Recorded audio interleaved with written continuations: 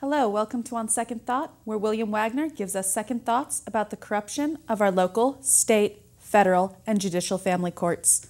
I'm Joyce Pierce, co-host for the evening, and now I give you the man in the white hat, Mr. William Wagner. Thank you, Joyce. You're welcome, William. It's wonderful to be alive back here, taking my hat off to you people because you're the ones that'll make a difference. We need to form our own protective society. It's called a county special grand jury. I'm Bobby Lee. With us, Eustace Mullins, a lecturer, an author of many books. But this particular subject is the most important for today's political venue. And Eustace has written a book called The World Order Solution. Eustace, tell us a little bit, if you would, how you got started in being an author. Well, I had always intended to be an author, but I had intended to write novels, perhaps some poems, and I had absolutely no interest in any research or any nonfiction work. I didn't consider that as creative writing. So I met a poet, a very bohemian person named Ezra Pound, who was then incarcerated without trial on a more or less lifetime basis, and he asked me to look into the banking interest, the Federal Reserve System, at the Library of Congress there in Washington, D.C., and I did this, and I found it to be quite an interesting story, which launched me on research which continues to the present day. Now, this book, The New World Order, how does the New World Order deal with the banking interest in America and across the world? Well, you see, in studying the banking system in the United States, I found it was part of an international system of banking called central banks in Europe, and that the Federal Reserve System, which we had here, was simply an American version of the central banks they had in Europe. And I also found that these banks did not exist as some entity in some world of their own. They were an integral part of what I came to call the world order.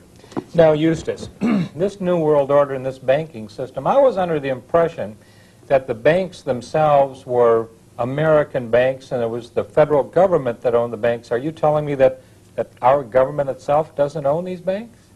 Well, our government doesn't own anything. We really don't have a government. We're just a colony of England. How can you say that, a colony of England? Why, I know that they have the Republican Party and the Democrat parties, and I go down to the local bank and I can cash a dollar bill, can't I?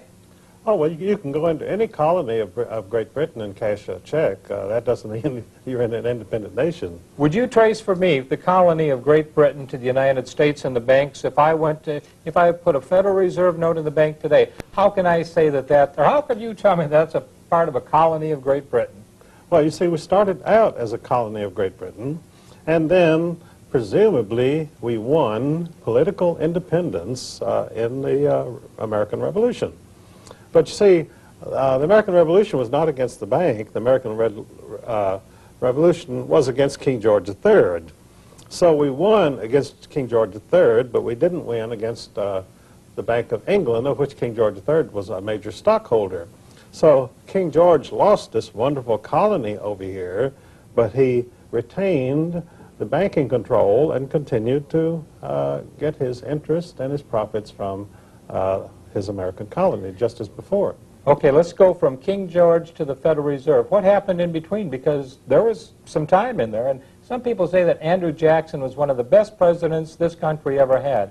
Could you tell us about him, and what did he do in regard to banking?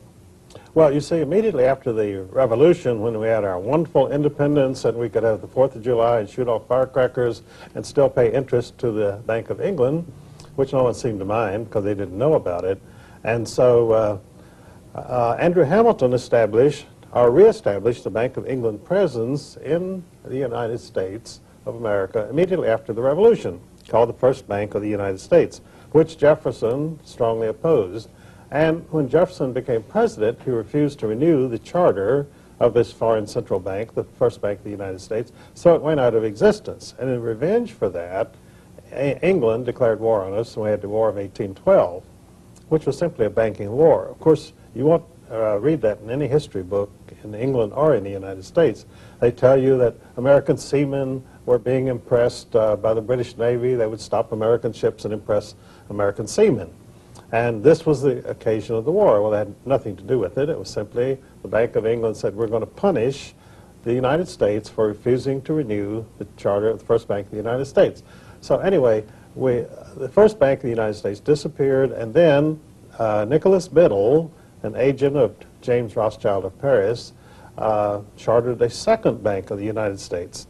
And it was doing quite well until Andrew Jackson came along, and he said to the bankers, "You are a nest of vipers, and by God, I will rout you out." And so he did. He removed all of the government deposits from the Second Bank of the United States in 1836, which caused it to collapse. And in revenge, the Bank of England suspended all American paper, which caused the first Great Depression in the United States, called the Panic of 1837. That was strictly a banker's panic. And of course, then the Rothschilds came in and bought up American securities at 1 cent on the dollar and established a great many of the great American fortunes, including J.P. Morgan.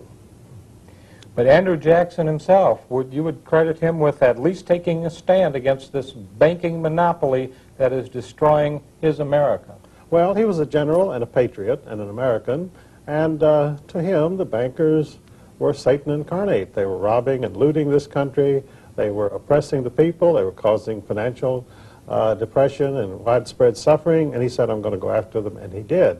Unfortunately, the history books do not tell you why he did anything that he did, so the American children go to school and they have no idea what all this was about. Neither do the college students. Neither do the graduate college students. You know, I saw a beautiful statue of Andrew Jackson not long ago up in Jacksonville, Florida. And a lot of people don't realize that the state of Florida, the first governor was Andrew Jackson. Yes, that's right. And the city of Jacksonville was named after this wonderful patriot and hero of the American middle class. Now, let's go a little bit further. You mentioned the word Rothschilds. Where did that name come from, please? Well, there was a family of moneylenders in Frankfurt, Germany, named Bauer, which means peasant. And why these moneylenders were trying to call themselves peasants, I don't know, because none of them had ever been near a plow in their life.